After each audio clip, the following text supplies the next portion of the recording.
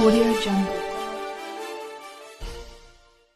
नेपाल के हिमालय से निकलने वाली नारायणी गंडक नदी को पूर्व में सदानीरा के नाम से जाना जाता था।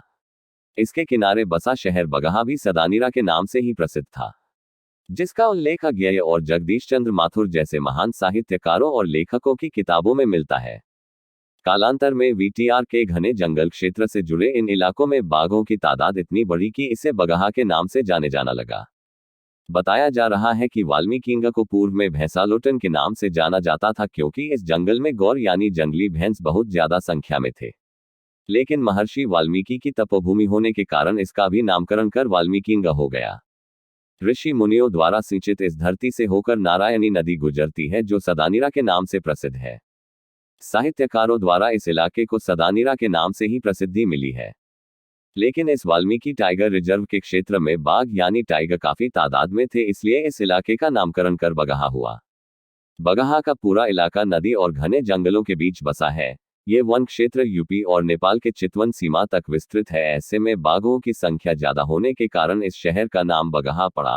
राज्यसभा सांसद सतीश चंद्र दुबे बताते हैं कि बगहा की धरती काफी ऐतिहासिक है। नारायणी नदी के तट पर बसा यह इलाका ऋषि मुनियों की धरती रही है। इस इलाके को सदानीरा कहने का तात्पर्य नारायणी नदी से ही जुड़ा हुआ है, क्योंकि नारायणी नदी में हमेशा पानी का प्रवाह रहता है। बाघों की जनसंख्या ज्यादा होने के कारण मूल नाम बगहा ही है।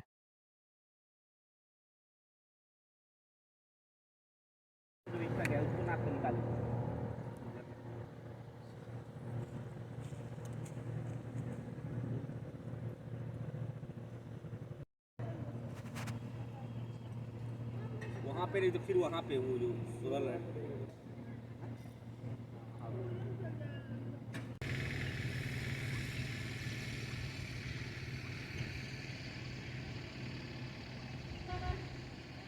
सदानीरा के नाम से भी जाना जाता था, अब बगहा नाम से प्रचलित है।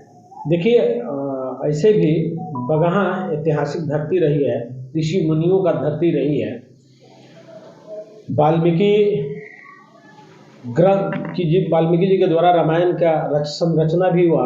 वाल्मीकि नगर जगह जंगल के जो है आज वाल्मीकि नगर के जगह से जाना जाता है। जो नदी में परमानेंट पानी हो, हमेशा जल का प्रवाह होते रहा हो, उसको सदानीरा कहा जाता है। और ऋषि मुनियों का जगह था। जब बाघ की संख्या यहाँ बढ़ी, जो पूर्वज लोग बताते हैं, जो इतिहास बताता है, जब बाघों की संख्या बढ़ी तो इसको बगहा शब्द से कर दिया गया। और इतिहास ये भी बताता है कि जितने प्रसिद्ध जगह था ऋषि मुनियों का, उसको दूसरा रूप नाम दे दिया गया है। उसका वैकल्पिक नाम हमेशा परिवर्तित होते रहा है। उसी तरह परिवर्तन बगहा हो गया है। हमेशा ये ऋषि मुनियों की धरती है और हमेशा चर्चा में रहेगा।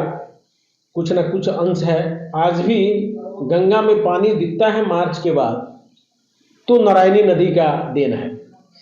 और एक हाल फिलहाल अपने जिला से एक आदमी गया था जहाँ से गंगा जी का उत्पत्ति हुई है, उस जगह पे, और एक पंडा जी के द्वारा संकल्प दिया जा रहा था।